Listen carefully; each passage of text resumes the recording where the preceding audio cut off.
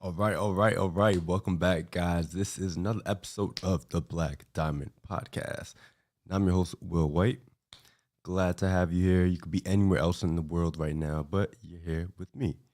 So stay tuned. We got a great episode. We got a great show for y'all. And we got a great topic, We're going to be talking about this whole situation with Vivica A. Fox and how to tell if you hit your prime or not, man and woman, right? And, what you can do if you think you have or if you haven't, right? And what are some signs of if you hit your prime or not? And what does that really mean in terms of just going out there in the world and in terms of dating, right? So we're going to break that all down. So stay tuned. We have a great episode. But before we do that, remember to like, comment, subscribe to the channel. We're on the road to 1,000 subscribers. So please subscribe to the channel, like it, share it with somebody. And tell me your thoughts. Leave a comment below. Tell me what you think about the show, how I can improve, what topics you want me to talk about, what don't you want me to talk about. If you're a hater, you agree, disagree, let me know in the comments. Right now I'm reading all the comments, trying to interact with everyone there, trying to put out more content. So stay tuned. We got more content on the way, guys. And yeah, we got a great episode. We're going to be talking about that. And how to tell if you are in your prime or not. And what is your prime, right? When we talk about prime, we talk about when people are their most valuable, right? And value can be seen as, people like to give a general idea of what value is, but value is how much you can bring to other people outside of yourselves, right? Outside yourself. So when you talk about hitting your prime is when you are going to be most valuable,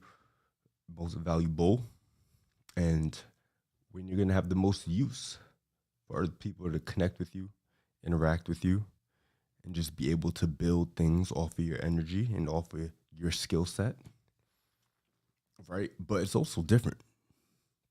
It's different in terms of men and it's different in terms of women, right? Men obviously have a different time frame in when they hit their prime, and then women have a different time frame when they hit their prime.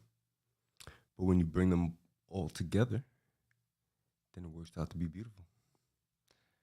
So we're gonna be breaking that down. We're gonna be breaking down this Vivica A. Fox situation. If you guys haven't heard by now, she's been blowing up recently on social media just because she's recently turned 60 and she's single, right?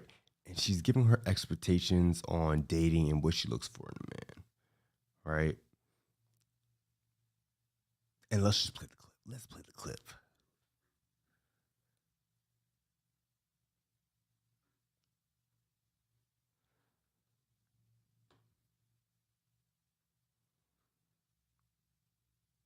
You're wanting? Are you dating? Yeah. How's it going? I'm wanting to date. Yeah. It's limited resources out there, right? Yes. Because I'm not getting on an app. Why? You're just not into I'm it. old fashioned. I'm like, I need to meet you and sparks happen and stuff like that. Because I just believe people make up stories saying who and what they are. Yeah, exactly. And What are you looking for at this stage, this point? a partner. Let's run this back real quick. And you deserve them. Thank you, Let's sweetheart. talk about what else you're wanting. Are you dating? Yeah. How's it going? I'm wanting to date. Yeah. It's limited resources out there, right? Yes. Because I'm not getting on an app. Why?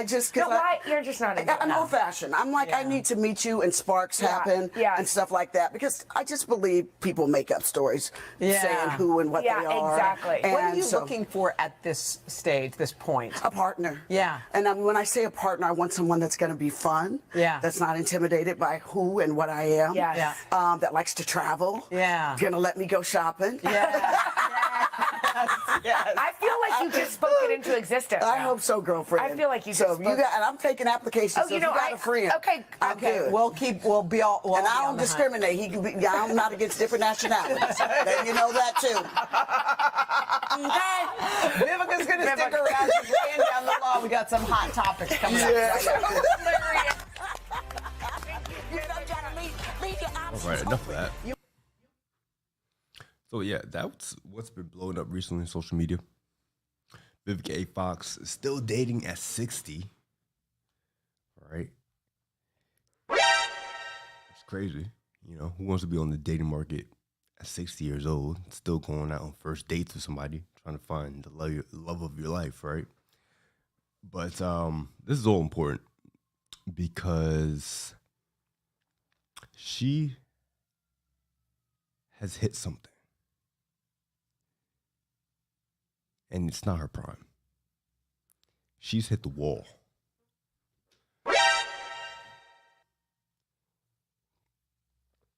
And the wall essentially is when women typically wasted a lot of time, right? Wasted a lot of time, and now they ended up in a point in their life where they're in the later parts of their life, and they're still looking for another guy, right? They're still looking for that guy to hold them down, lock them down with, and that's the type of situation Vivica A. Fox is in right now, right? And this just points to show that as you hear her talking about, what she's looking for in a guy and how she's dating, her and this typically happens for most women who hit this age range and they've gone through a lot of different relationships, dating experiences already, right? Their expectations have gone up, but they've also gone down at the same time. Now, what do I mean by that? Right? She clearly mentioned that she's willing to date any guy of any race. Now, take this back to younger Vivica A. Fox, when she was in her prime, right, back in the 90s. Do you think she was willing to date any or open to dating any race? No, not a chance, right? So a lot of times women's expectations will go down in a sense where they won't care for the taller guy anymore. They won't care for the guy who's 6 foot. They won't care for the guys who are in shape, right? As long as, her other expectations are met. But they lower the expectations, especially on the physical aspect of things, right? Race, height, weight, top 3. But their expectations have also gone up dramatically as well, right? Where they're not going to tolerate a guy who, in her mind, is intimidated by her status and, I guess, her opinions. When in fact, most guys aren't intimidated by that. They actually just find that annoying, right? We actually find those things just quite annoying, and we're not actually intimidated by a woman who voices her opinions and has status. A lot of times that just comes with a lot of negative repercussions, right? You're going to get a lot of negative outside opinions, and then about who she is and what her status brings along with her. And then you're also going to have to deal with the fact that she's in the limelight and she's going to want to do things her way instead of actually following your way as a man and as the man in the relationship. Right? So when she talks about intimidation, it's not really an intimidation factor. It's more about an agreeable factor. Can you agree with her instead of can she agree with you? Right? She wants you to get on her page rather than she or her being on your page. All right, that's where it kind of comes into play. But also, typically women like that, they're also going to want a guy who's very self-sufficient, right? Most times women, especially celebrity women, they're not going to date down, right? Come on. We all know that celebrity women want a guy who's on their level financially, at least. Maybe you don't have to be on the same social status level, right? But they're definitely going to want you to be on the same financial, economic level. Right? They're not going to be willing to take someone who just hasn't found some level of success or is not in the pursuit of some level of success, especially at 60, right? They're going to want to do certain things and possibly travel, see the world, whatever they do.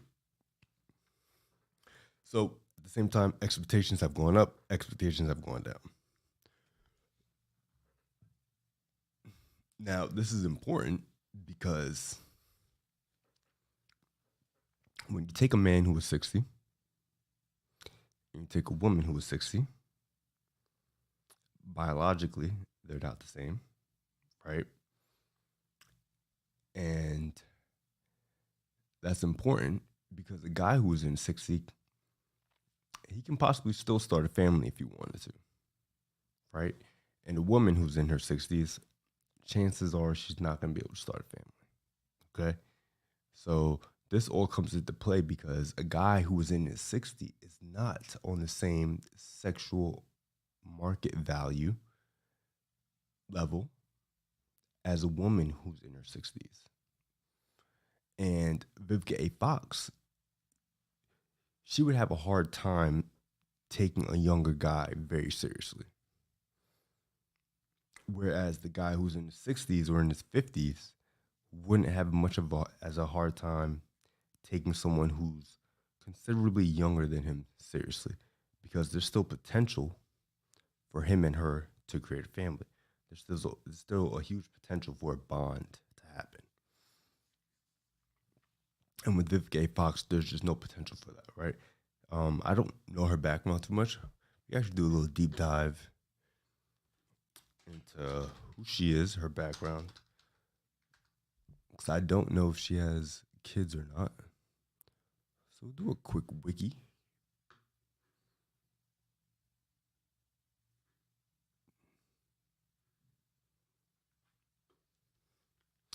All right, Vivica.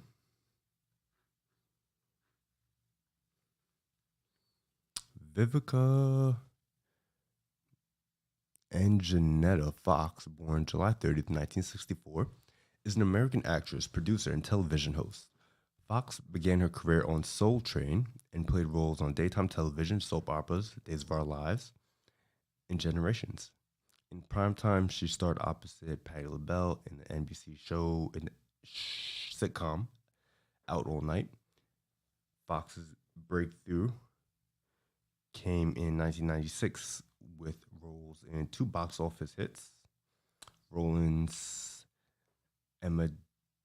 Emmerich's Independence Day, and F. Gary's Set It Off.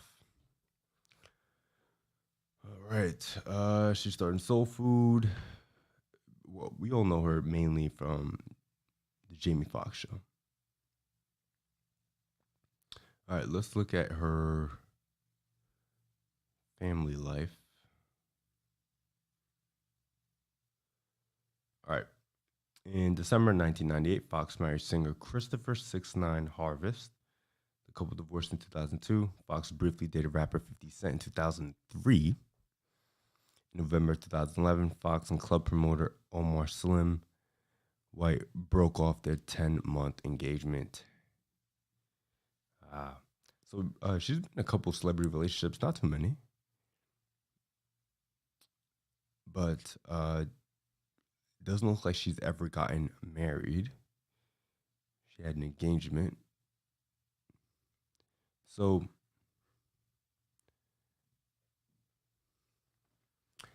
and I mention all this because a lot of women are gonna go through this path of just dating just to date, thinking that there's always going to be this guy at the end of the road. And Vivica A. Fox is living proof that this is not true. All right, this is not always possible. All right, and you're not guaranteed to find love at any age, and it's not always going to happen for you. And chances are you've already missed the guy that you were supposed to be with. Right? So that's the main thing I want to point out, is that you don't want to waste time. You don't want to just think that there's going to be someone there for you at 60. right? You have to be realistic with your options and where you are on the sexual market value level, right? Where you are on the dating marketplace, which the level is, where you rank yourself. If you don't, then you're going to come in with the delusional expectations that you're going to meet this guy who has all these things and is in your same age range and then wants you back. You know, what men and women look for in each other is totally different. So the things a 6-year-old guy may want in a woman could be totally different than what Vivica A. Fox wants in a man.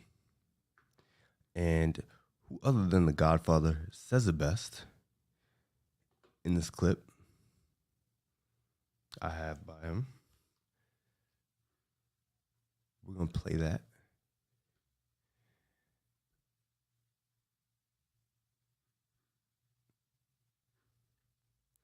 And follow me on X, guys. If you want more uncensored, unfiltered content, I post on there daily.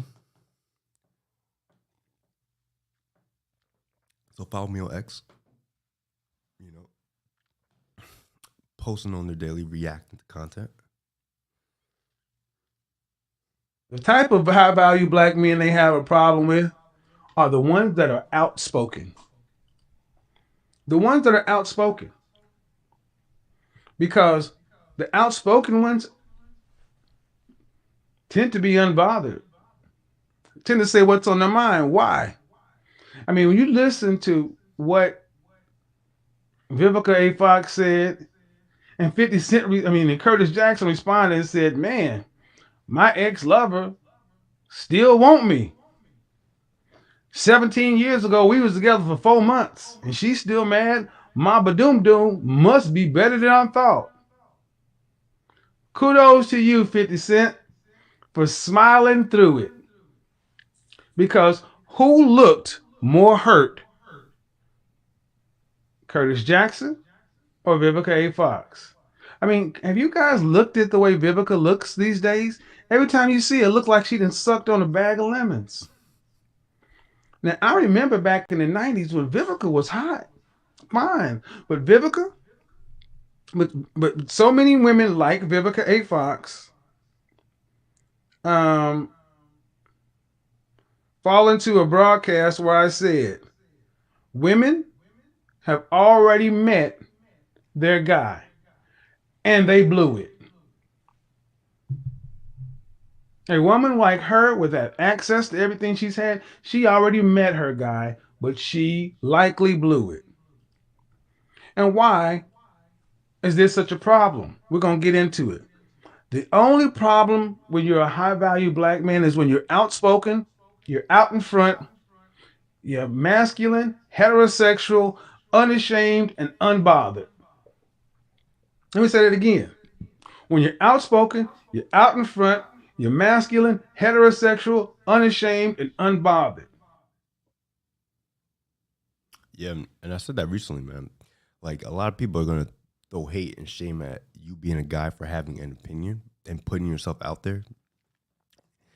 And what Kevin said, like, being a masculine guy who's unbothered, unapologetic, and confident, people are going to take issue with that because you're not willing to bow down. You're not willing to just agree to the status quo. You're not willing to agree to the norm. You're willing to say what's on your mind, even though it may have some repercussions. It may have some, you might get some negative feedback from it. People are going to try to shame, insult, guilt you into following their mindset, the status quo, believing what's right, even though biology and the stats tell you that that's just not what it is, right? And Kevin Samuels and Vivica A. Fox had a moment. She responded to that clip. But ultimately, what Kevin is trying to say is that you don't have as much time to find the right guy as you think you do. And chances are, when you hit 60 and you hit the wall already, you most likely already found that guy. He most likely already came into your life and passed by. And you didn't capitalize on it, right? You didn't do what was necessary to lock and secure that guy down. And what happened? He just went right by you. And now you're 60, still going on first dates. You don't have a ring, right? There's no man to be there with you when something goes knock at night. And those are the things that truly matter, right? When we talk about what's the importance of a man isn't just there as a sole provider. A lot of times that's the type of value they put on men, is that we're just supposed to be the sole provider in the household. But really, we're so much more than that. You know, when things go wrong, the man is the first line of defense. When things go right, he's the first one to celebrate you. He's the person you come to when there's no solution to what you want.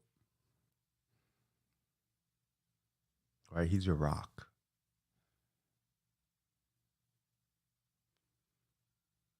And on top of being the head of household, he's the one who you're supposed to trust to make those logical decisions, those financial decisions, be good with money, be a provider. All of those things combined in one. In one person. And you want to wait until you're 60 to find that guy. Does that sound smart? Now, for men, I didn't forget about y'all. Did not forget about the men. For the men, how do you hit your prime? When do you know you hit your prime? Okay, typically you won't hit your prime until you reach the later parts of your life. All right, if you're in your 20s, in your early 20s, don't stress too hard. Keep grinding, put your head down, and just keep working on building your skill set up, getting your money right. You're typically going to hit your prime when you hit 35. 35 to 45 is when you hit your financial stride. So it's when you'll make the most money out of your life. But even then, at 45, if you kept your health in shape, kept yourself in shape and you kept your health on point, then you should have enough energy, especially in your 40s, to go out and still bring in and produce more money. Okay? Or at least build a skill. You should at least have a skill by 40 that you could capitalize on and share to other people to provide more value, so that they can, so you can find a way to monetize that skill, right? At 40, you should find a way to monetize the skills you gained in your 20s. That's the main thing. So when you hit that financial stride in your 30s to 40s, on top of taking care of yourself in your 20s, right? So we talk about going to the gym at least 3 times a week, keeping your fitness on point, keeping your health on point, right? So you can have that energy to still determine whether or not if you want to start a family. Okay? So that's the most important thing. You want to keep your health on point so that when you do hit your financial stride, you could, on your later points in your life, you can still monetize and capitalize on it even more. So you really won't hit your prime. And this ties into being high value, right? So you typically won't hit your prime until you're in your 30s to your 40s. For men, that is really when you hit your prime. But there's also prerequisites to that. It may not happen at 40. It could happen even past 40. But there's prerequisites to that. So you have to build a skill set, learn how to monetize that skill set, and then learn how to share that skill set with others so that others can learn from you. You need to have a network, essentially.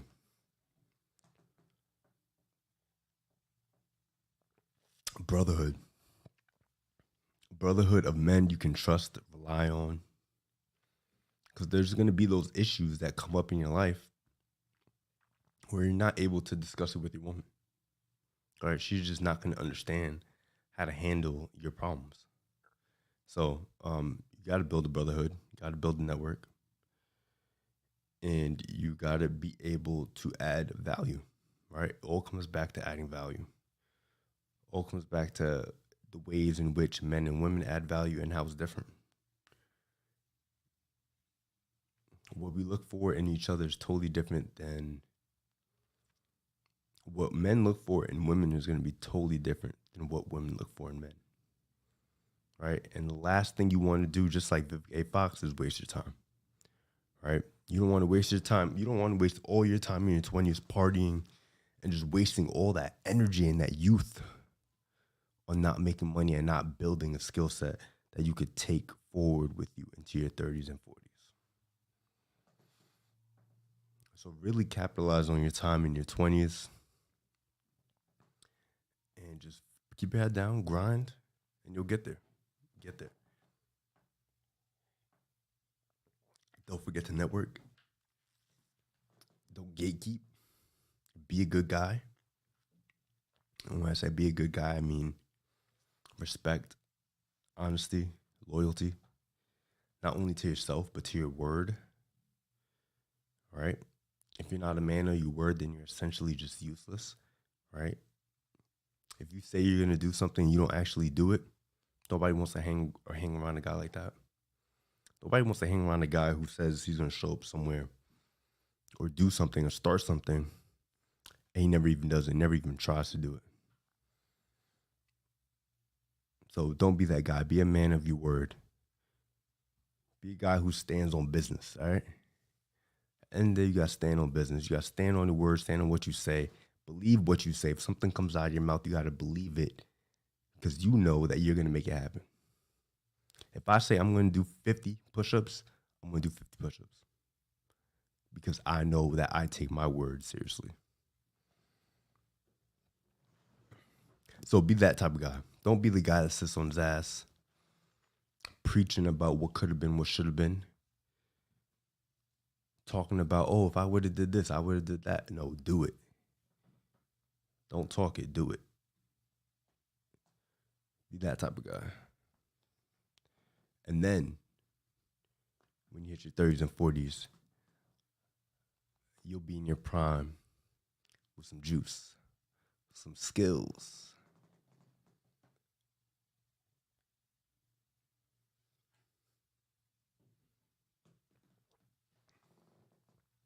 You'll be able to have something to show for it.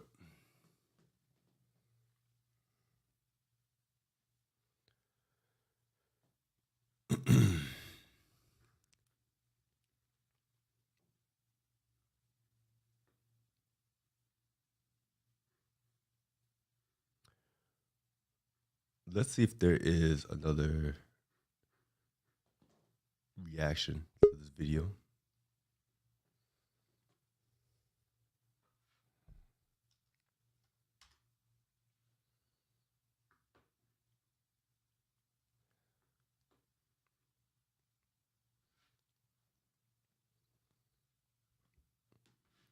All right, guys, seems like we got a guest in the building. Let's bring him on stage. Let's have this conversation. Let's have a discussion going. Hi, how are you? I'm doing good. How are you today?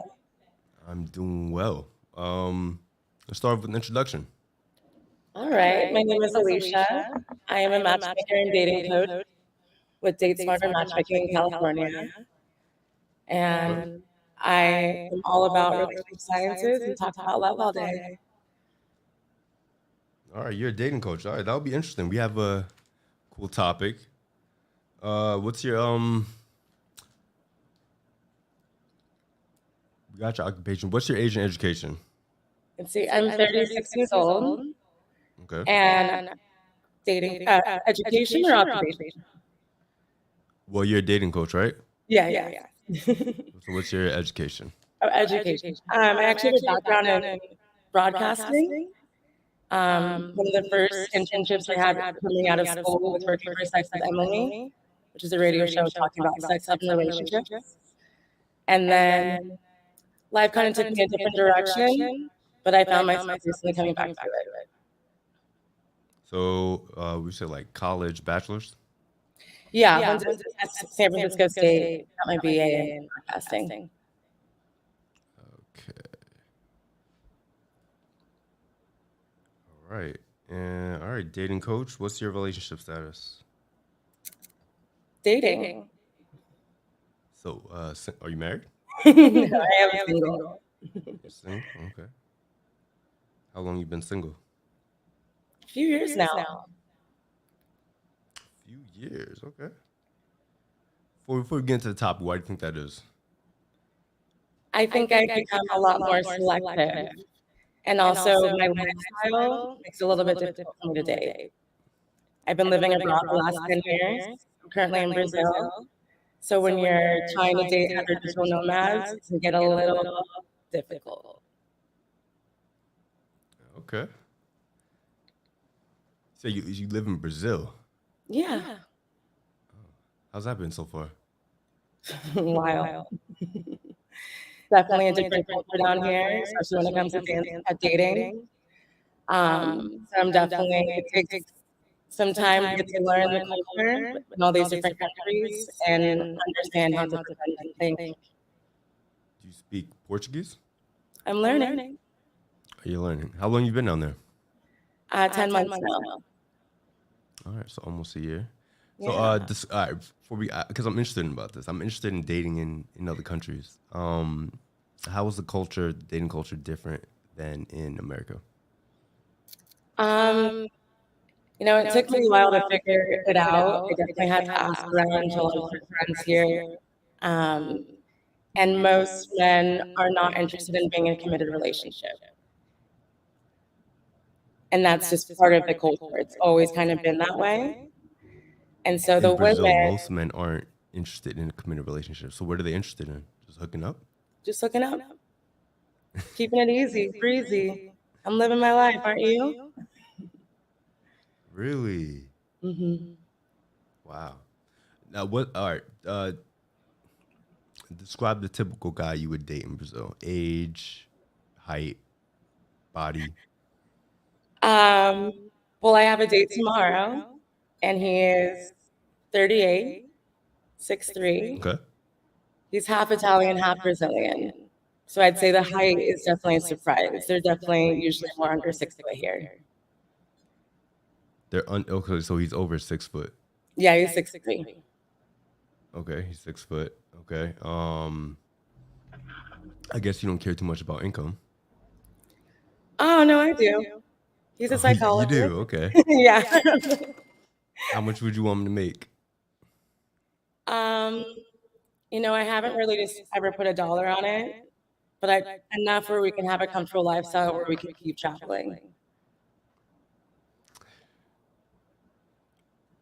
So you don't like putting a dollar amount on it? Because in terms of things that you own compared to the things that you can experience, it's hard for me to put a dollar amount on that. Okay, would you want him to make less than you? I'm okay with that. That's the reality of the situation. But if he makes less than you, that means he can't afford to give you the same luxuries that you can afford to give yourself. Are you okay with that? Well, I'm hoping he's not making too much less than me. So there is okay. So if we break down, there is some sort of dollar amount. I think personally, for most women, they want a guy to make at least what they're making or more. Can we say that? Yeah, that's fair to say. Okay. I'm not quite sure how many men here in the community I'm living in are making that much more than me. Even doctors are making comparable price costs that I'm making up my salary from the States. Yeah. And that's wild to me. And I'm not trying to chase down doctors. It's a totally different country. I mean, completely different, yeah. Was that not something you expected when you moved to Brazil? Was that the men were going to make considerably less than the men in America? Before I was living in Asia for 8 years, and I really wasn't dating local there. I was dating other digital nomads. So it really was never a concern to me until I got here, and I was like, oh, wait, yeah, if you want to date local, which I do, you're going to have to be okay with them making less. Yeah. Unfortunately. Yeah, but that's okay with me. It's more about the person, the connection, what we can share together compared to making sure that he can take care of me when I can take care of myself. I mean, for now, until it isn't. Until you get really serious and you want to have kids, and then, that's... Who said I want to have kids? That's when you don't? No. Ever? I don't. I'm already 36, and I've never had that feeling.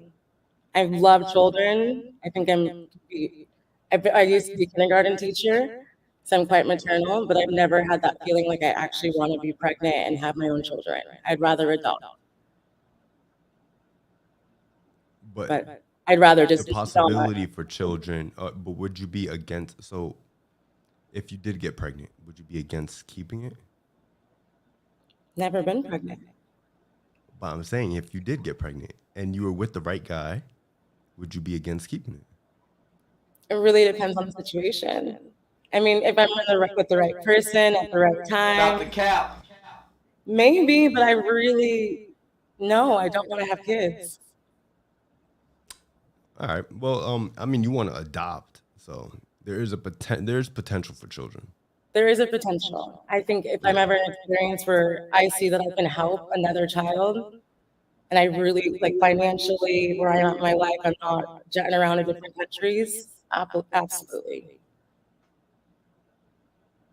All right, cool. That's interesting. Dating in Brazil. That's interesting. It is. But I'm starting to get the hang of it. Do you see a lot of passport bros down there, or? Not so much here where I'm at. More in Rio. There's definitely more up there. Yeah. I'm down in southern Brazil. Where? Okay. All right. I don't know where that is, but It's okay. I'm in a place called Floripa. Most people have never heard of it, but it's a gorgeous island in southern Brazil. Okay, so, all right, the dating culture, not the dating culture, but the views you have on dating, is that kind of the same approach you would give a client who was interested in dating? No. I think that, my friends know all about this from me. I definitely try to explain that you can't necessarily watch what I'm doing and try to mimic that as being an example of what I think people should be doing when they're dating. I'm definitely learning a lot about myself in the process and making mistakes. Whereas when I'm helping people, I really am trying to use, the facts that I've learned, all the research and understanding, actually from an educational viewpoint, not just actually my own emotions, which we know can derail you from actually making the right decision sometimes. I mean, that's funny that you don't follow your own dating advice. But I would love to, but it's hard to listen to yourself sometimes. But it's so much easier when you're on the outside of it. So let's say you were your own client. What tips would you give yourself? Definitely to walk away, not at the third red flag, but the first one. Walk away at the first red flag, not the third?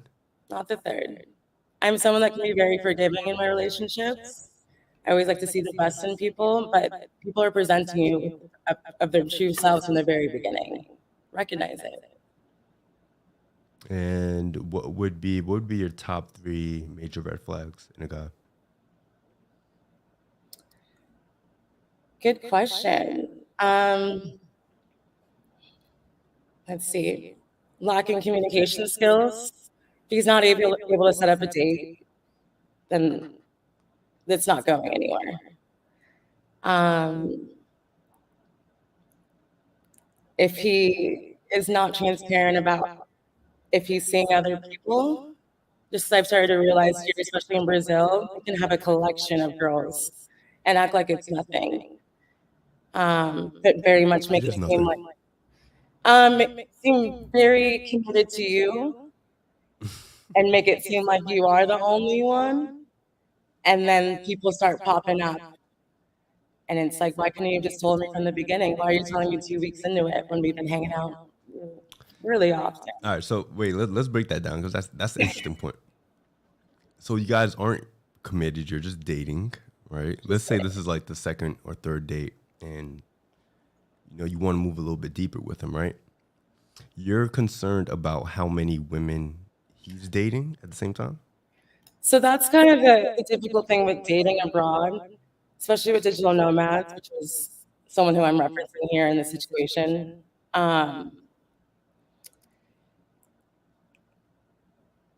Oh shit! I just went blank on my mind. So why are you concerned about the women he's dating outside of you? Oh, sorry, that's what I was getting. Because when a lot of digital nomads, they don't date the typical way you would be seeing in the Western culture.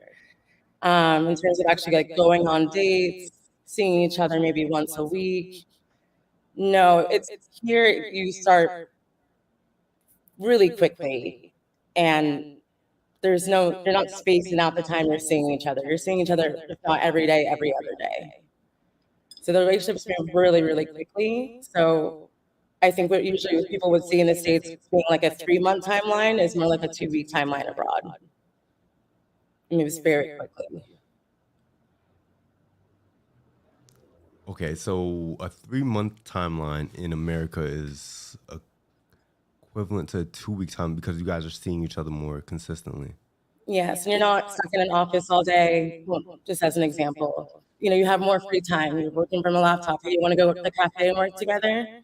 Or hey, I have an hour break. Let's go for a walk. Like there's always more opportunities to be able to see each other. So, what's your end goal with dating? Are you looking to be a wife one day? Yeah. Okay. And what does that timeline look like? Since everything moves at hyper speed over there. I mean, when it comes to marriage, I definitely do want to take the time, at least dating together for 2 years, not dating. Actually committed for 2 years, truly get to know each other. That takes time.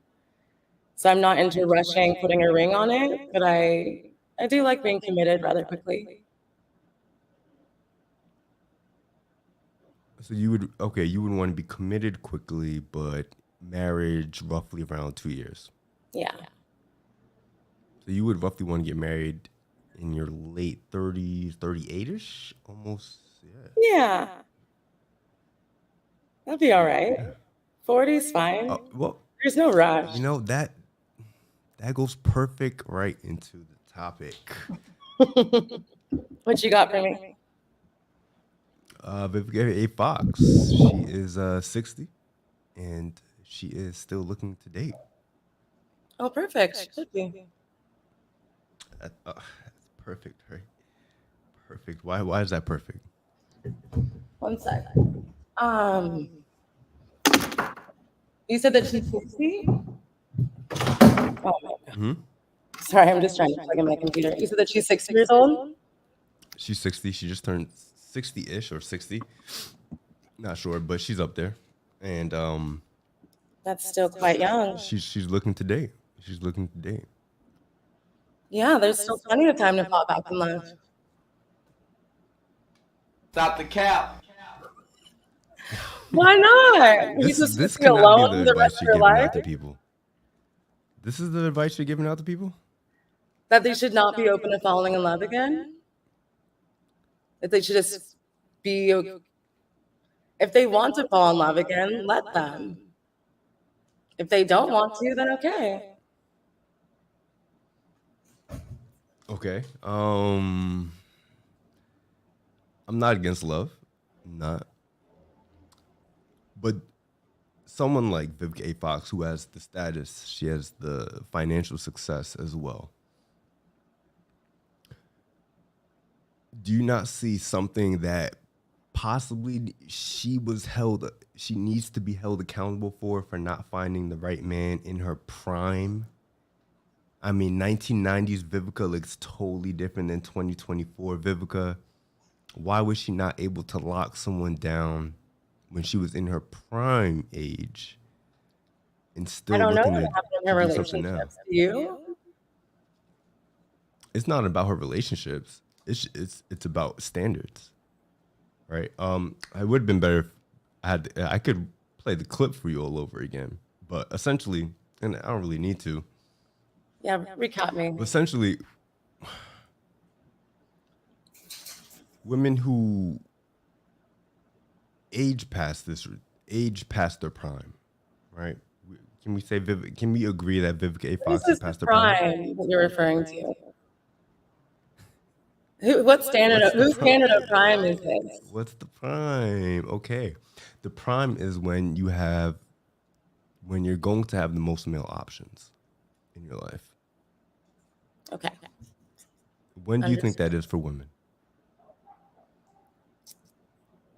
I think that has changed a lot with divorce. We have a lot of women in their 60s that are divorced now. A lot of men in their 60s that are divorced now. So it's not like there's no options for them anymore. And they've learned a lot from their That wasn't the question. Okay, my God. When do you think a woman's prime is? What age range? When do you think she's going to have the most amount of options? Because Vivica A. Fox at 60 doesn't have the same amount of options as Vivica A. Fox when she was 21. Of course. And now that she's not able to reproduce, she's not in that prime. Okay. Now I see. You're getting it. So what age range do you think that is? And then I'll tell you what it is. 20s to 30s. 20 to 30s? Why? Back to the babies. Yeah. Oh, women always go with the 30s. They always go 20 to 30s, but it's 18 to 24. After 25 is when you start slowly breaking down year after year. You're getting more intelligent, knowing yourself more, knowing your wants and needs more by your 25, not any younger than that. You don't know what you want truly at 25, I don't think, anymore. I think at that time I thought I did. But it's not about what you want. It's about when you're going to have the most amount of male options. True. Right? And from what we know, based on just a biology standpoint, men find youth and younger women the most attractive, right? That's just the way it is. It's unfortunate. Correct. That's a fact. Well, it's not really unfortunate, but that's just the way it is. And based on stats, the age range of 18 to 24, of course, we're not, telling guys to go date 18-year-olds, but 18 to 24 is when most men find women to be most attractive. Okay? After that, and I mean, you can really see it, especially with some celebrities, they don't really, Leonardo DiCaprio, he doesn't date women over 25. All his girlfriends are 25 and younger. And yeah, it's just what I think it contributes to why men pick younger women is because it's unfortunate to say, but the older you get, the more experiences and the more trauma you'll tend to have, and the more reason to compare the guy you're with to another guy, right? And a lot of times that's just annoying. And it's going to be annoying to a guy who spent the time putting in the work, building up his physique, building up his mental, building up himself to be emotionally stable, emotionally intelligent. And then he has to come back and deal with the women who just, like you said, has found time to find herself and also find an opinion. Yeah, but just like males have a chance to do so. Like we're both coming in with baggage. You said that's a complete package? No, we're both coming in with baggage. Both parties.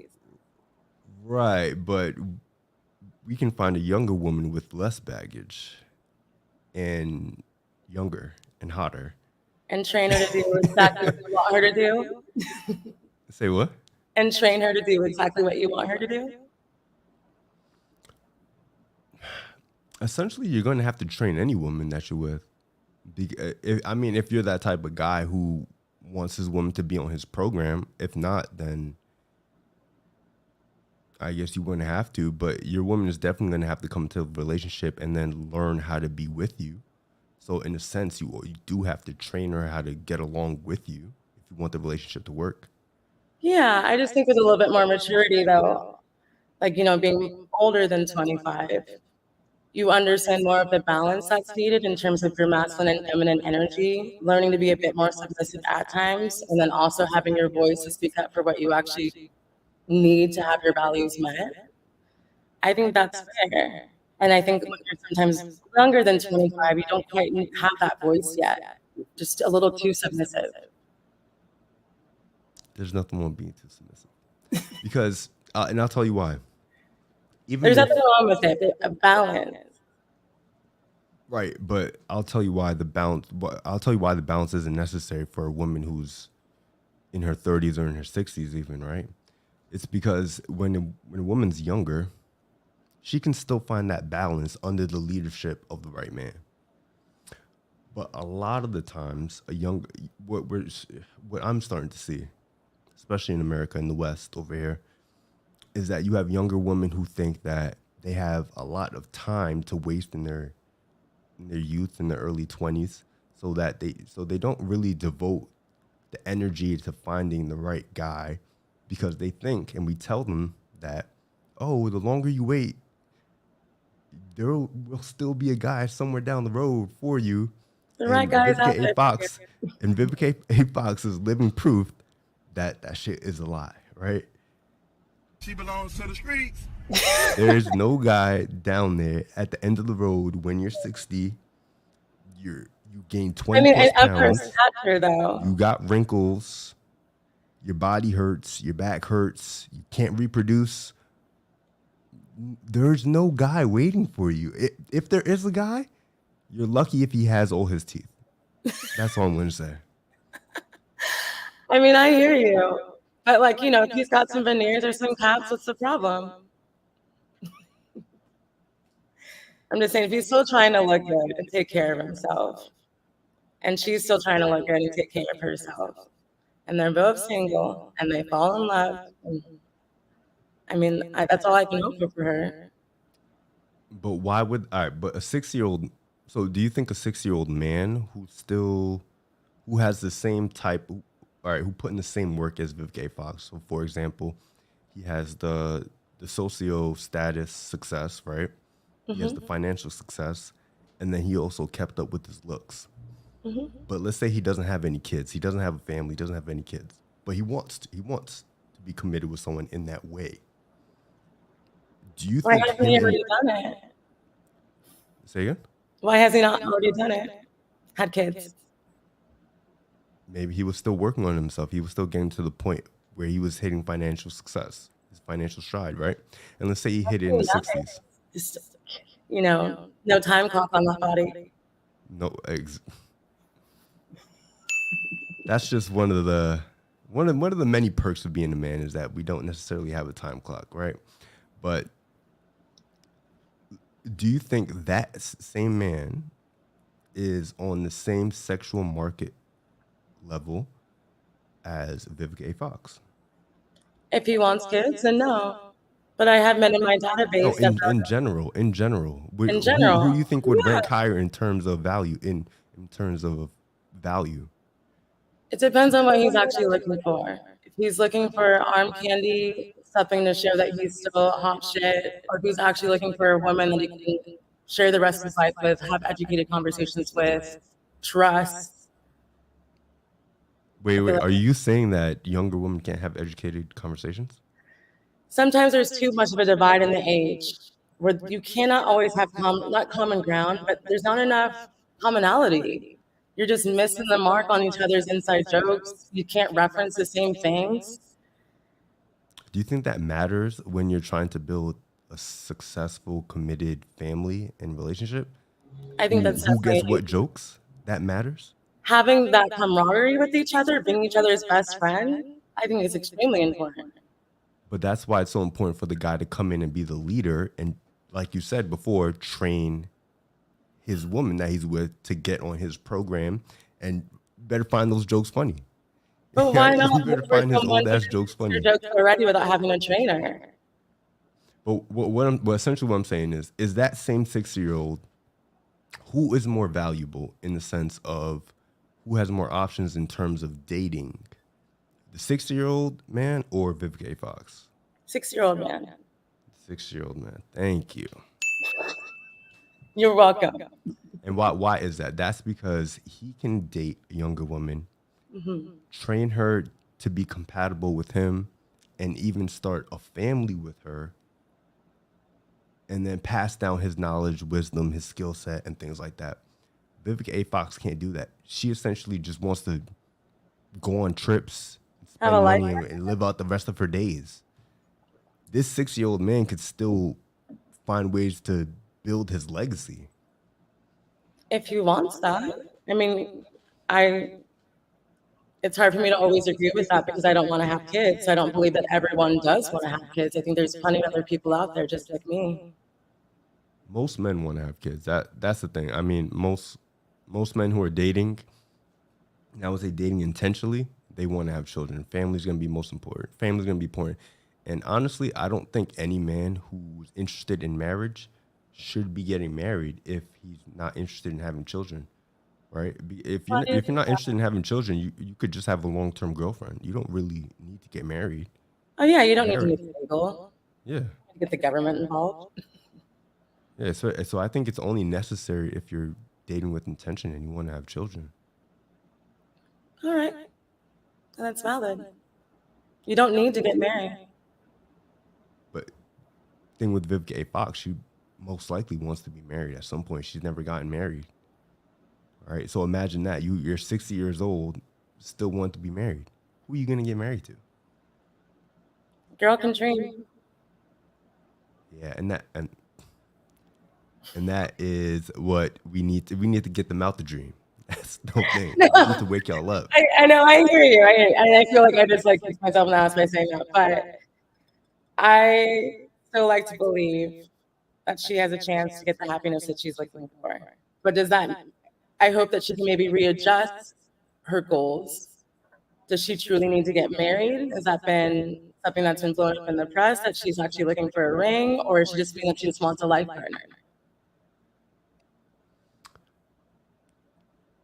But my thing is a life partner.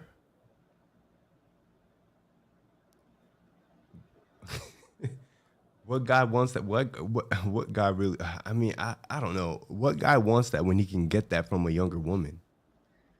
Right? I don't know. One of my previous bosses, he's been with his life partner for 12 years. They have 2 girls together, a boy from her previous marriage. They're not married. I'm not saying it doesn't happen. It definitely can happen. Yeah. But is he older than her? No, I think they're very close in age. Very close in age? Okay. I mean, it definitely can happen. I'm just saying the likelihood of it happening, and, you know, we always bring up these examples of, oh, this one-off where it does actually work. Most times it doesn't work. Most times she'll probably just be on an endless loop of just dates.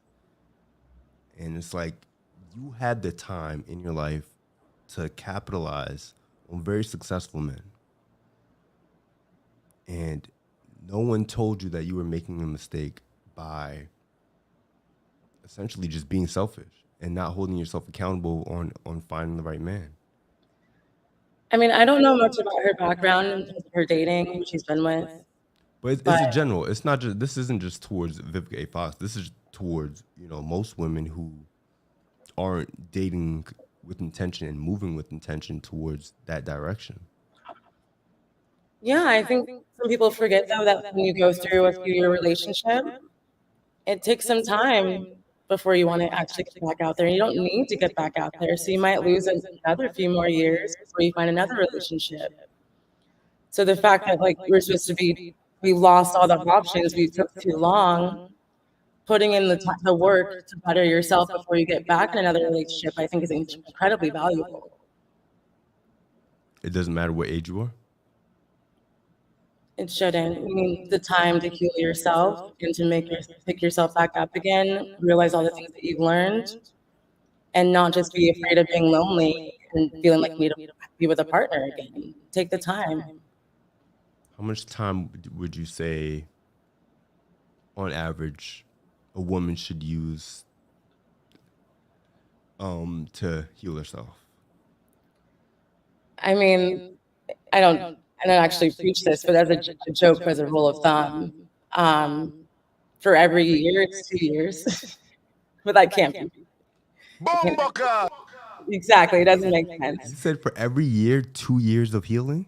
That's I've heard this. I don't actually preach this, but I've heard this. You guys be pulling some shit these days, taking more time, lots of therapy hours. Got to go on a whole eat, love, pray. What the fuck? I know now. I'm feeling making up shit. I hope that's made up. I hope you're not serious about that because that no, this is horrible. Definitely no. It's not. Don't quote me on that. I would say at max, women move on really quickly. Most women don't even end relationships unless they already have another guy that they're working on already. I don't really agree with that. You don't agree with that? You don't agree that women check out of the relationship much earlier than men do? Oh no, I do agree with that. I've actually done that, and it made my previous partner feel like I had possibly cheated on them when that was not the case. But I was also 21 years old when I did that. I would never do that now. I would make sure there's a cooling off period to respect the relationship. Okay. But still, most women, when they're not, even when you think about dating, right? They're typically not going to just throw the best guy that they're dating off, unless he fucks up really bad in some case, or there's a potential for another better guy that's either in their DMs or potentially interested in them and showing interest. Women typically leave the relationship before the relationship is actually over, where men will just end it right there sometimes. Yeah, that's true. I feel like women definitely have taken their sweet time thinking about it and check out much sooner before they're actually able to pull the trigger. Oh yeah, they check out much sooner, and they already know who they're talking to next. They already got them lined up. I don't want to generalize. That's definitely not the women I associate with. But yeah, so yeah, that's just a little brief on why dating is different now. Dating is going to be different for a 6-year-old guy and a 6-year-old woman. But let's go back to what was your third red flag? We went over 2. What would be your third one? Third red flag. Sorry, I gotta be communication. Said dating a whole bunch of girls was the second one. What would be your third one? Doesn't have a good relationship with his family. Okay, so not family oriented. Even though we're abroad, family is still important. Yeah, that's true. That's good.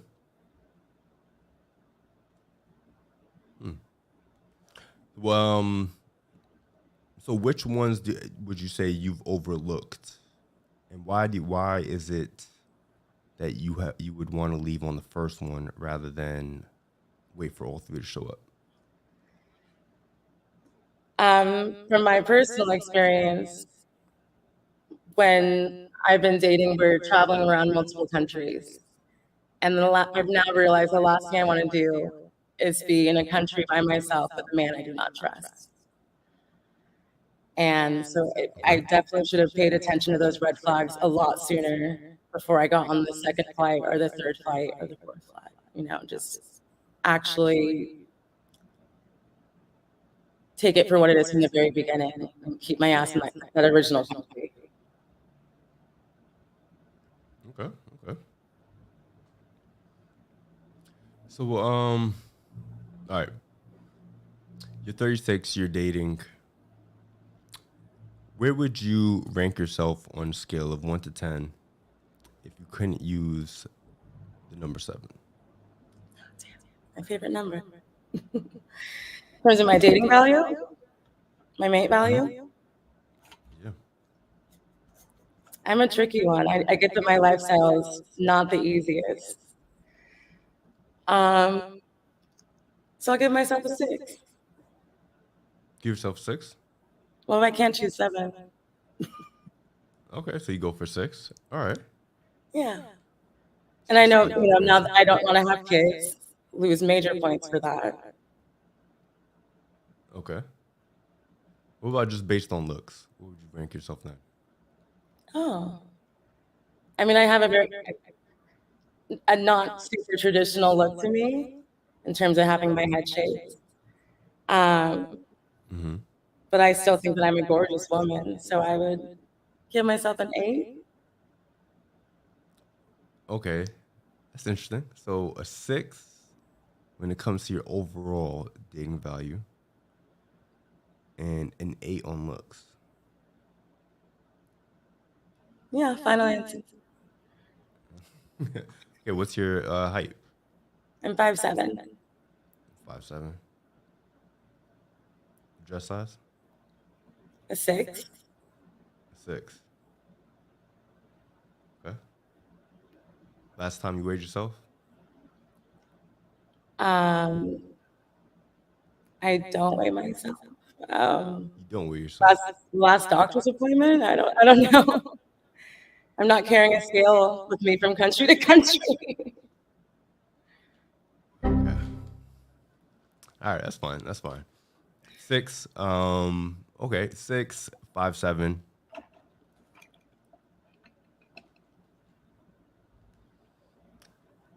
If I lined you up. Wait, can you hold that for a moment? I'm sorry, I have 1% on this computer. I'm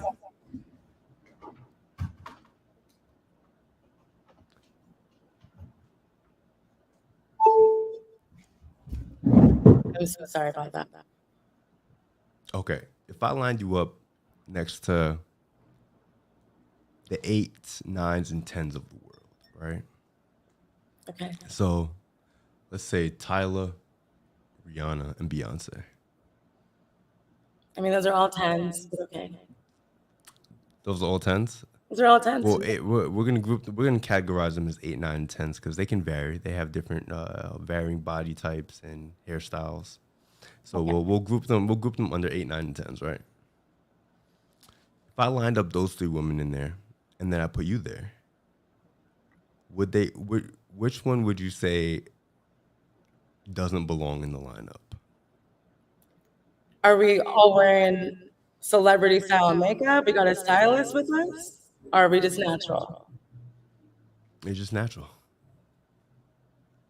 And who's in this group again? Tyler, the celebrity singer. I don't know. She has the water song. Oh yeah, she's gorgeous. Okay, my bad. She is. Rihanna. She's a 10. Why are you even trying to push her into an 8? We'll categorize them 8, 9, and 10. I don't understand. She's definitely elite. She's definitely elite. And then you have Rihanna. She's a little bit older. She's still elite. Still a 10. Okay, and then Beyonce. Still a 10. So if you're trying to say, like, what am I doing in this group? Of course I should. If I lined them up and I put you in the lineup, it'd be clear that which one would you say, okay, like, do you think you belong there? No, because they're all 10s. I mean, they could vary between an 8 or 10. And you consider yourself an 8. I guess we just have different scales. We have different scales? Yeah. I keep considering these women. You're using your scale. I'm using the scale of reality. You How got dare your you own put scale. any of these women at an 8? What's a 10 to you then? Like a 10 solid doesn't exist. No woman's a 10. Oh. A 10 would be perfection. That doesn't exist. Okay. No, that's true. But In terms of the game I thought you were trying to play, there actually was an answer to it. No. But no, it's just curious to see. And the type of guy you would go for. Does he have to be a certain height? I prefer that he's at least my height, I've realized. With all these short-ass Brazilian men, I started accepting more of my height, but I prefer taller. You prefer taller, so we're talking 6 foot or? Yeah, my whole family's so tall. You get used to that. You want to be around tall people that make you feel big and safe all day. Okay, so you prefer a tall guy, 6 foot. And do you care if he's overweight? Yeah, I prefer if I don't need a six-pack. I don't need someone that's in love with the gym, but I do want someone that wants to be somewhat healthy, actually does care about themselves. But I'm not asking for them to be a gym rat or anything like that. Okay, he just has to be in shape. Mm-hmm. Just take care of himself. Okay. And he has to make at least your level and more. Ideal. Okay. Can we say that you make above the average woman makes in America, which is I think around 45,000? Yes. Or you make more than that. Okay, so you make more than the average woman. You want to be 6 foot, and you want him to be in shape. You care about race? No. You'll date an Asian? I have. Chinese, Indian? Doesn't matter? Doesn't matter. I mean, right now, I mean, I'm not really dating Israelis right now. Russians, I prefer no. Russians love Black women, though. What's your preference, though? My preference is dark hair, dark eyes, broad build. But I don't actually have like a preference for race, or I've dated so many different types. Okay. I find it hard to believe you'll date an Asian guy, but okay. I have. He was actually really sexy. Okay. Maybe Very chiseled jaw. I was shocked. I was like, yeah, I would not have assumed I would have either. Okay. So, how rare do you think this guy is? Here in Brazil, who I'm looking for? Pretty rare. Pretty rare, right? Who do you think is more rare, a woman like yourself or the guy that you're looking for? I think of women like myself. There's starting to become more women like me, I've noticed. But you don't really meet too many women that have been living abroad for 10 years and have no intention of moving back to the States. So because you live abroad, that would make that you think that makes you more rare in that sense.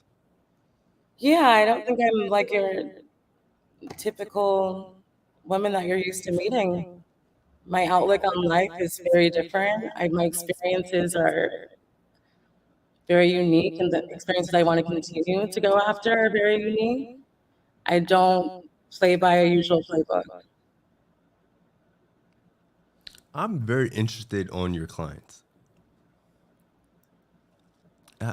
What's their goal when they come to you? Do they just want to have better, successful dating and like sexual like chemistry, or do they actually want to be married? So I'm mostly a matchmaker, and then I act this as a dating coach. So people will sign up for a package for matchmaking and dating coaching, so we can help them along with their dating while they're being matched with us. And because as they're being matched on their dates, they start to realize all the type of uncomfortableness that they had about dating in the first place, which is why they're willing to pay money for a matchmaker. So we're there to help coach them through that. Now, as a matchmaker, I'm actually very surprised. You don't think that a lot of the clients who you deal with have unrealistic standards for the guy that they want or both parties do.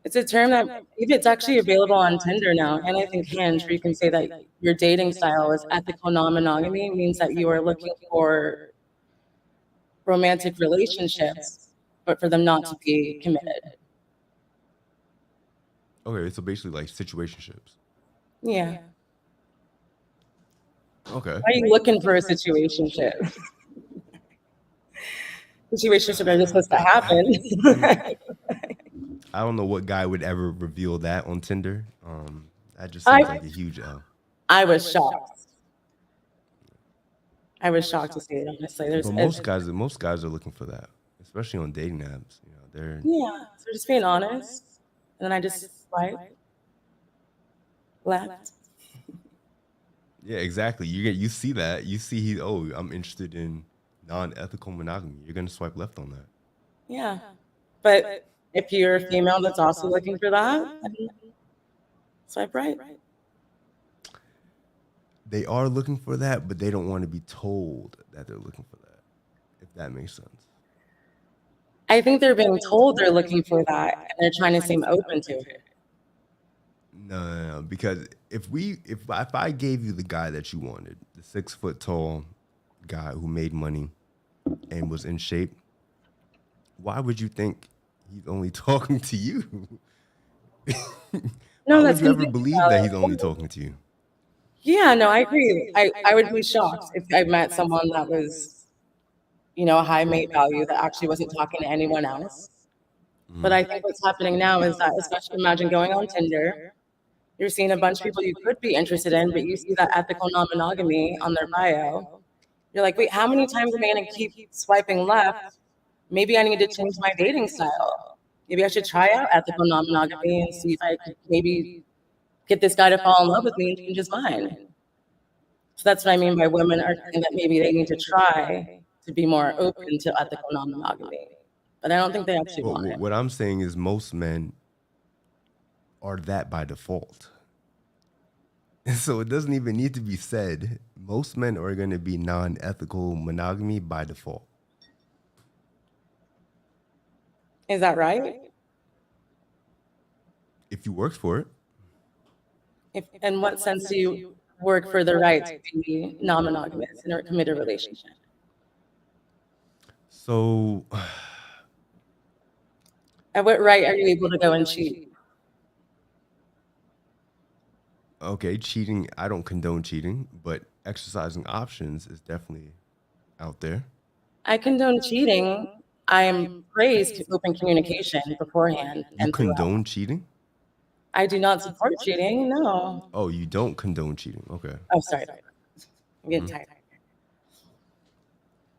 Yeah, I don't condone cheating either, right? And just to break it down a little bit further, cheating to me is when you are a man in a committed relationship and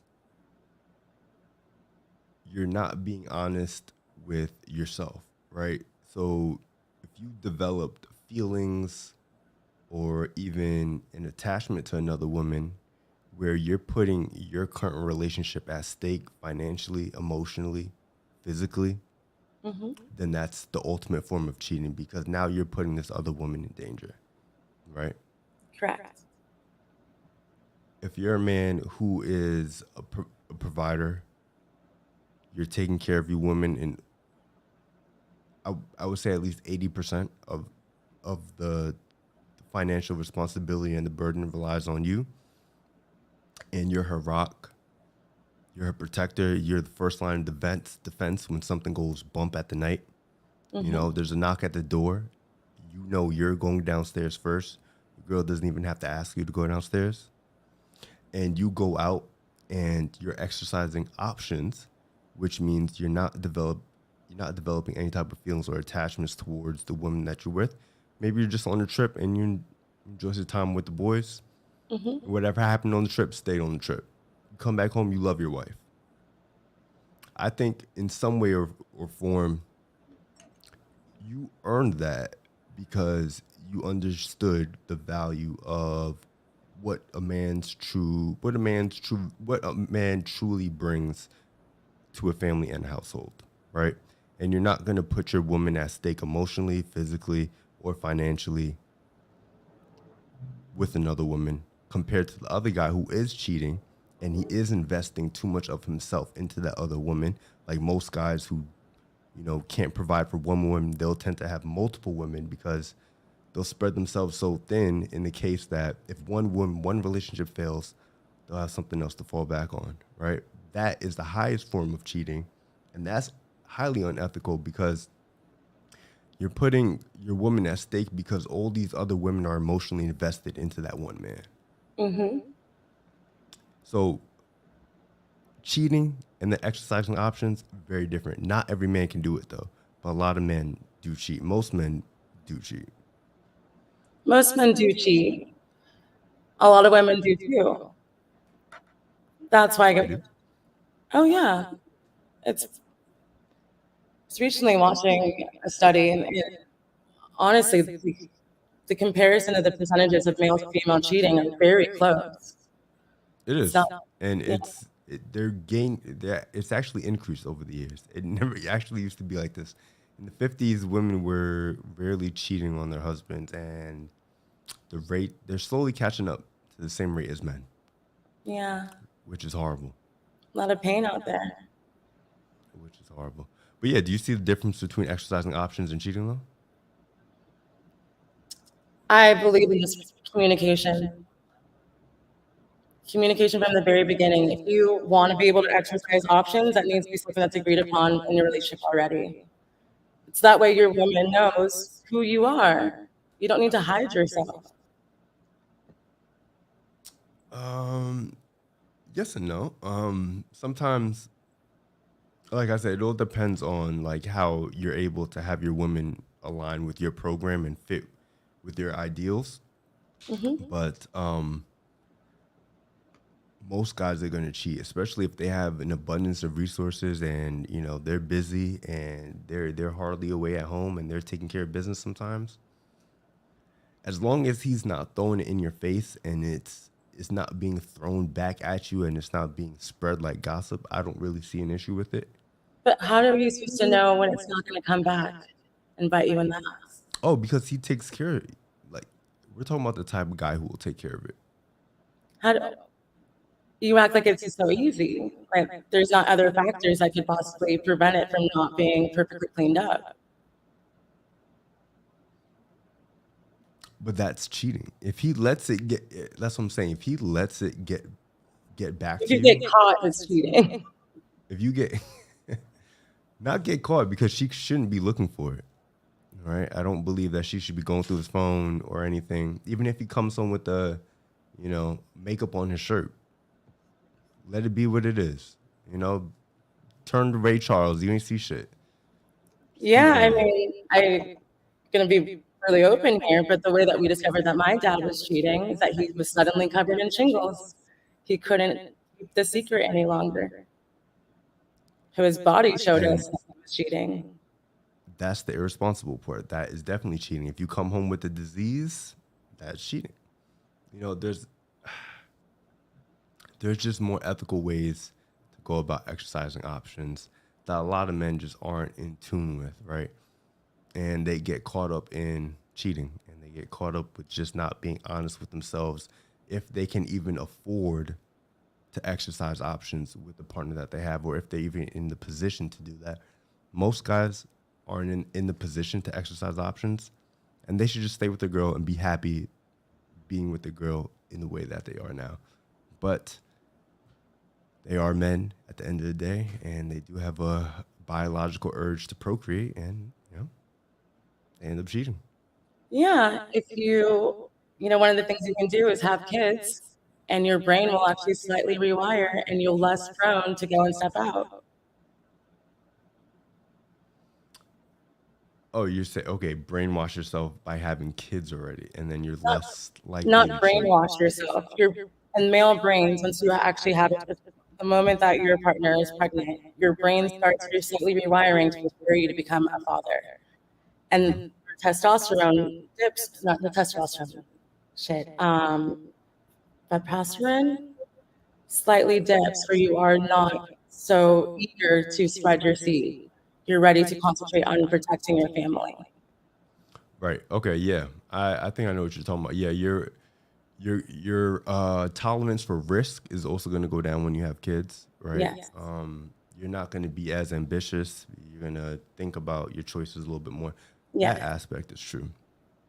But I tend to see a lot that happens though is that when kids come into play, sex typically decreases in the relationship because, the woman's so busy taking care of the kids and libido and things like this, all these various other issues. And then that's when you truly need to decide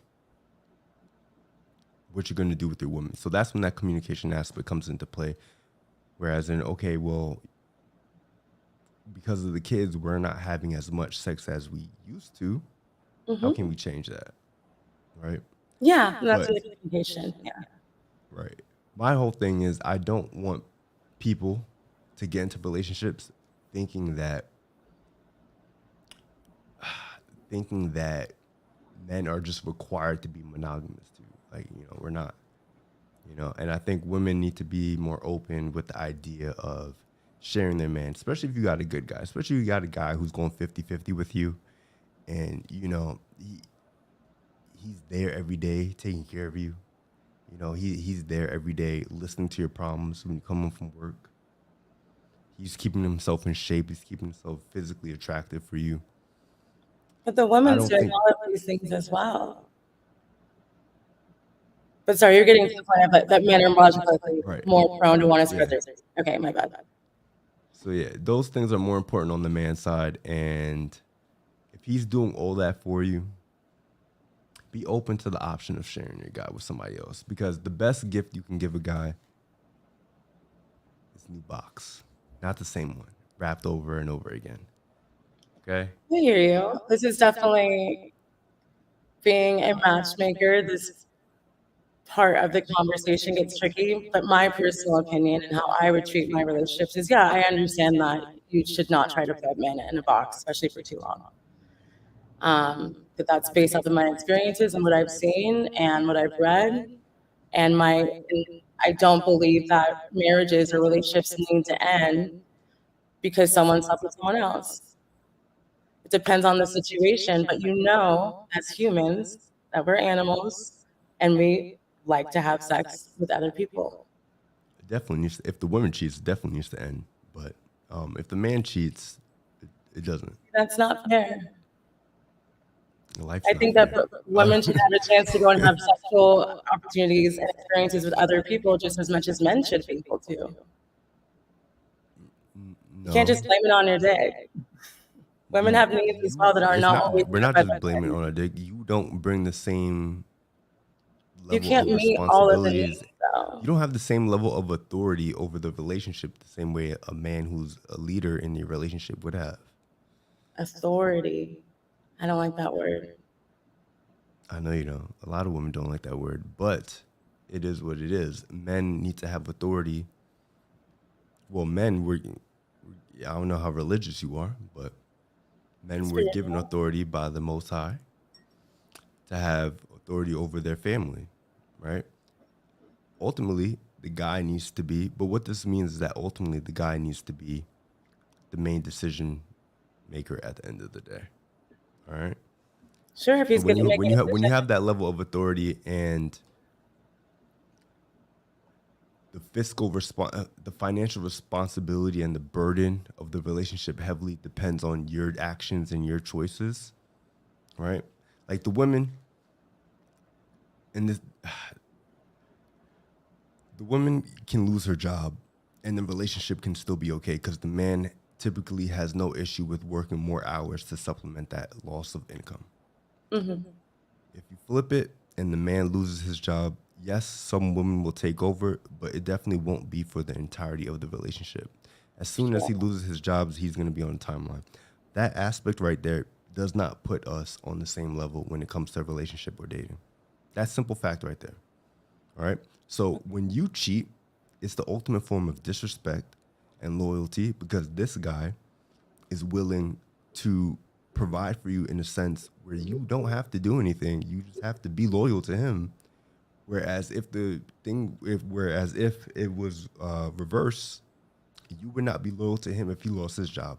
So essentially, you cheating on him is like him blowing all the money for the bills and the rent, gambling and just losing it all, and then coming back home to you and just being like, "Hey, what's up? Give me sex."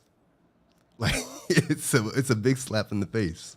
It is. It is. Well, let's say that he's without a job. She's supporting him. She's going out and enjoying different sexual experiences with other people. He's still without a job. Is that cheating to you? If she's working and supporting him, he's still without a job. You said it's not okay for women, but you use the comparison of having a job or not having a job. Right. So I don't think a guy should ever go without making any money. There's so many ways to make money and so many opportunities and options, and you need to have a skill set above all before you get into a relationship. Like, I wouldn't even tell a guy to get into a relationship if he didn't have a monetizable skill set, right? Where he was able to find at least some sort of work if he lost his job. Mm-hmm. So if you don't have that and you can go with 6 months without finding work, something's wrong. You don't need to be in a relationship if your income is based on this one specific role that you're in now, and you actually have no skills behind you that you can monetize outside of that and make money outside of that one role, right? So if she cheated on him, I wouldn't feel bad. That's what he gets. He doesn't have a monetizable skill set. Yeah. I mean, unless he's fallen into a deep depression, and then she's just done him even worse. Because especially when a man loses his job and is not able to support himself, slipping into depression is very common. But unless he's slipping into depression? What do you mean?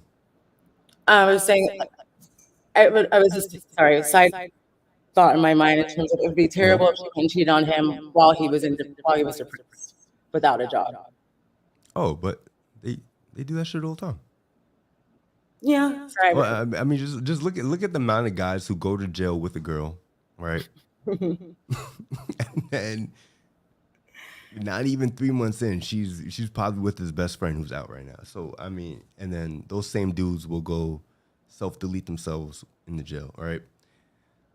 It happens all the time, and I'm not saying it's a bad thing for women. Women have a natural tendency, biological urge to just find the best man who's going to take care of them. So, I mean, once you understand that, you understand as a man that you don't have time to fuck around and make bad choices, right? You always got to be on your toes. You always got to stay 10 steps ahead and just be ready for the unexpected. You got to be ready for anything. I mean, I appreciate your mindset. You should definitely share this with a lot more men. So I don't think a lot of men are at that level. That's why we have this podcast. High quality, and there's a lot of low quality out there. Yeah, I mean, the issue I'm seeing now with a lot of guys is that they're thinking a lot like women. They're thinking that they don't have to bring anything to the table besides maybe their looks and sexual experience. And that's just not true. Like, you have to add value outside of just your appearance. You need a trifecta, which is looks, social status, being charismatic, and then the financial aspect of it, being able to have a monetizable skill set, being able to be a provider in a sense where if you lost your job today, you would still be able to monetize yourself in a certain way to provide for your family. No, absolutely. Just the culture I'm seeing here, it definitely is a lot more about the physical and not so much about what's going on up here. Yeah. Well, let's wrap this up. Do you have any other questions for me? Any topics you want to discuss? Go to something real quick. Questions you want to ask me? How old are you? I am 29. 29. Are you single? Or are you committed? I am. Are you looking to be in a committed relationship? Am I looking for a relationship? That's an interesting question. I would say I receive what's attracted to me. I don't really have time to go out there looking, but I'm definitely receiving. of it. Yeah, looking is the wrong word. Are you open and available to a committed relationship? If it made sense, it would have to make sense. Of course. Yeah. So you're not actually ready. You said I'm not actually ready? Doesn't sound like you're ready. You didn't really sound confident about it. No, I'm definitely ready. It would just have to make sense. She would have to. The issue I'm seeing a lot of times is that women want you to go along with their program, and I would need somebody who's like really certain about getting along with my program. And just if I'm operating at 90% efficiency, how can you push me to that extra 10% of efficiency and get me to 100%? Right? I hear you. That's really the dilemma, not only myself, but a lot of men out there who are dating right now are finding, is that because of like social media and other podcasts and TikTok, a lot of people's mindsets are just being skewed by, what men should value and what women should value. And we're just not aligned at all. And because women in the West make a lot of their own money, they either think that you as a man should just be able to take care of them where they can just save all their money, or, you have a whole other list of attributes that you need to come in with, right? So it's just a weird time where people are not coming together. It's just not making sense.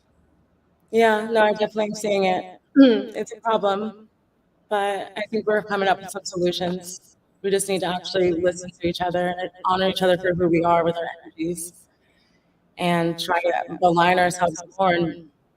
But it's quite difficult right now. The solution is you just gotta listen to your man. And your woman. Listen to each other. Gotta listen to each other. You gotta listen to your man more. What do you mean? Maybe more, but you still need to listen to each other. The two-way street. The two people in a relationship, not a one-person relationship. That is true. I know you could definitely take your woman's opinions into consideration, but it should And you be very should. few. Just like a lot of men, when they're getting up and receiving their awards, who do they think? They think they're women that help them get to where they wanted to go. Of course, because she helped you get to that 10%. You were operating at 90. Maybe you're at Boosted you to 65. 10. So yeah, you got to thank your. I'm not saying don't give her flowers. I'm just saying that. But her opinion a lot of what matters. we're seeing is that a lot of women are too opinionated. Maybe so. But I wouldn't say, I mean, we're starting to hear more and more that women are too opinionated. Women are just feeling more confident using their voices now.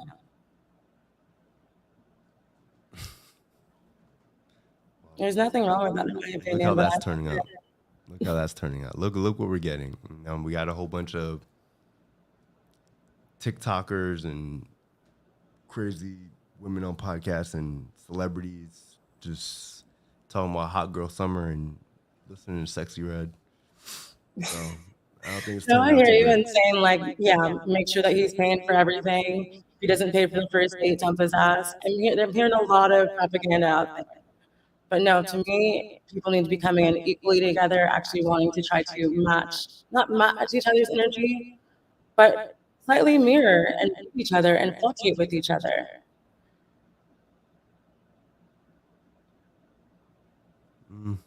To a certain degree. Yeah. There has to be a leader and there has to be a follower. And that can there has to be someone who makes the decision and there has to be someone who follows their lead. You can't make every single decision. It's just that you don't want to as well. That's why you want to have. No, I could definitely delegate the other decisions to my woman. Yeah. You delegate. That's the responsibility of a leader. Yeah, you came together and you had a discussion about each other's strengths and figured out who should be taking what. But you didn't necessarily sit there and say, you're going to be taking this and you're going to be taking this and you're going to be taking this. No, you talked about it together. You didn't delegate. You're not a boss. Well, let me ask you this. If we do that, right? And let's say, okay, this is a real simple one, cooking and cleaning. Now, let's say, I'm working I'm working much more than she is. I'm paying for 80% of the bills, which is typically the rent, the trips, and she typically just pays for utilities. It doesn't necessarily make sense for that guy to come home and cook and clean. No, because clearly you already said that she's home more often.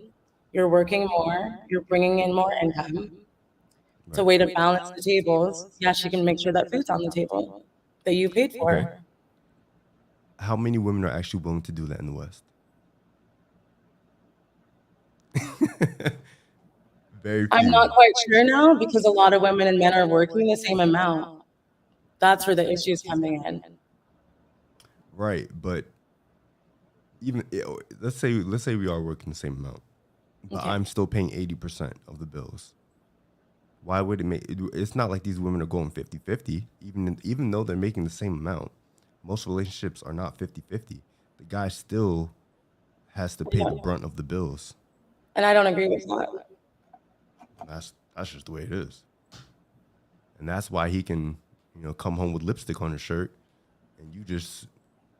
I mean, if you're in a relationship, if you're as a female in a relationship for someone to take care of you, then that's not a healthy relationship to me. Well, you have to think about it like this. Most women who enter a relationship and they're serious about a relationship, they want to have kids, right? And most women, if given the option, I don't think they would want to work while they're pregnant or for the first couple years of having that child because they want to be at home and stay and be a mom and just enjoy which is a full-time motherhood. Mm-hmm. So when you come to that sense of it, most men are expected to pay the brunt of the bills because if you want to start a family, there's always going to be that high likelihood that your woman is not going to want to work. Yeah, and that dynamic, I absolutely agree with you. Right. So, I mean, whether you're dating or not, I tell every guy, be expected to pay at least 80% of the bills because if you're dating with intention, there's going to be a high likelihood that your girl is not going to want to work if she gets pregnant. Yeah. That's just the way it is. Yeah, I agree. Yeah. That's just the way it is. But, yeah, I think this was a good episode. Do you have anything else you want to say? What'd you put your thumb down for? What do you mean? Oh, I saw you. My thumbnail? You did that. I was like, sorry, where's the camera? Went like this earlier when I stepped away to charge my camera or my computer. Oh, that was on your opinion of you thinking you're an 8. Oh, okay. What do you think I am? You want my opinion? Yeah. I think you said it right the first time. With the 6? Mm-hmm. Okay. And 6 is not bad. 6 is above average. If you look at the scale, 5 is average. That's the middle line. 6 is above average. That's cute. I mean, especially if you're putting Rihanna at an 8. Yeah. Exactly. I'll take a 6. Rihanna, Tyler, and Beyonce. I mean, 8, 9, and 10. 8, 9, and 10. You really have to be something special. All right. That's not rare. I mean, that's rare. Okay. I appreciate that. Yeah, 6 is not bad. A lot of people take 6 as an offense, and it's like, nah. A lot of women are average looking. It's true. Yeah. But your standards are way above average. A lot of men are average looking, and their standards are above average. That's because our sexual market value place doesn't depend solely on our looks. And age. Yeah, it doesn't depend on that. It depends on the 3 concepts I brought up before, which is your financial success, your socio status, and then your physicality. But especially your physicality doesn't hold as much weight since women are, as they get older, they will tend to lessen their standards when it comes to physicality and put more on how much money you make and how much status you have and just how comfortable you are with starting a family and aligning with their goals. So physicality doesn't play as much as it does as men would when we're looking for a woman to settle down with. Because at first glance, we're always looking at beauty first glance, right? Yeah. If you take a 30, if you take a 25-year-old who's interested in a guy, and then a 35-year-old or 40-year-old who's gonna look considerably less decent than 25-year-old, the guy's gonna go for the 25-year-old every time.